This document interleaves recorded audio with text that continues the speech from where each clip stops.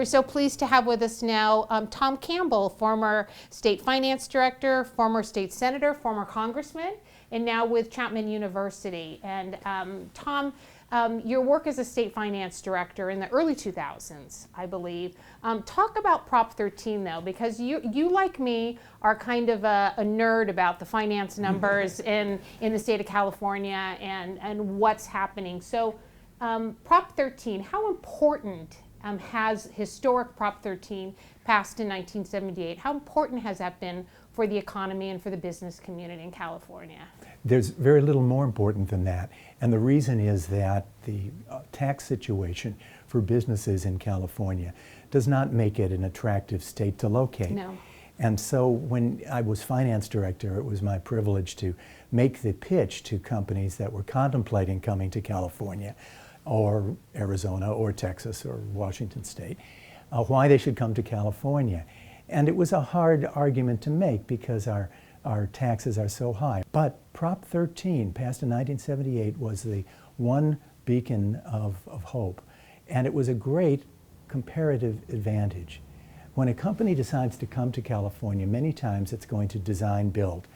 Sometimes they acquire a property that's already been built. But most of the time they are considering, at least the large corporations, maybe they will build a facility. This was particularly true in the growth of Silicon Valley when wafer fabrication plants were being built.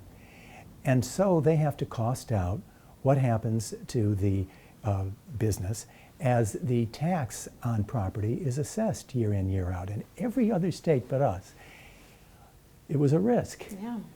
Because you might build a building and you might understand its cost and the assessment might be 1%. And next year the state might say, well, it's 1.5%. And the state runs into a revenue shortfall 2 years later and it might be 2%. That was not possible once Prop 13 passed in California. And the key here is that Prop 13 applied to business property as well as residential property. I think most people think of Prop 13 as a way to save older folks from having to sell their home just to pay the taxes on it, to allow folks of my age to stay in our homes. But that's important as can be. But the business side is the focus that I had when I was finance director and when I was state senator and congressman. So that's at risk if we undo Prop 13. And that's what's going to be on the ballot this November.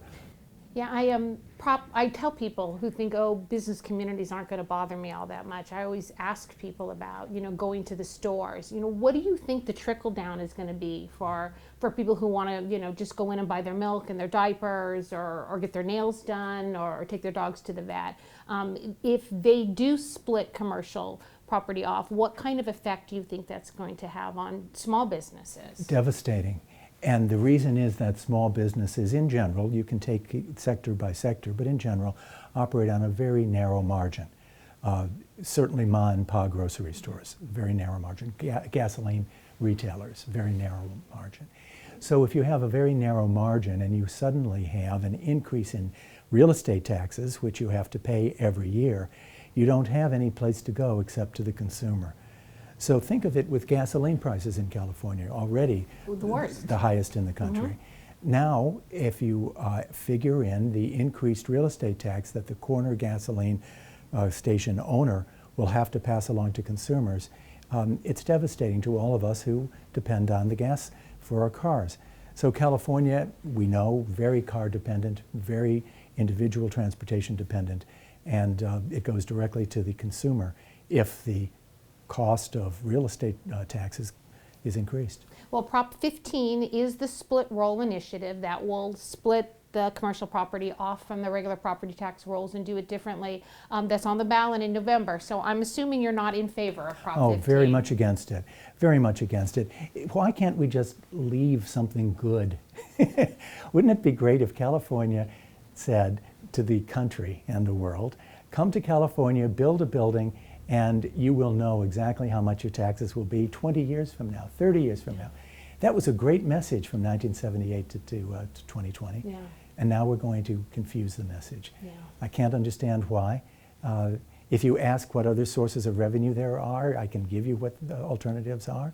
We certainly have business tax, we have income tax, We have the sales tax. I think California's revenue sources are poorly balanced. Completely agree. And what we need is a more steady, less up and down spike. We are an up and down spike revenue state because so much depends on the personal Right. income tax. And we have no preference for capital gains. So if the market does well, the revenue shoots up. If the market does not, it shoots down.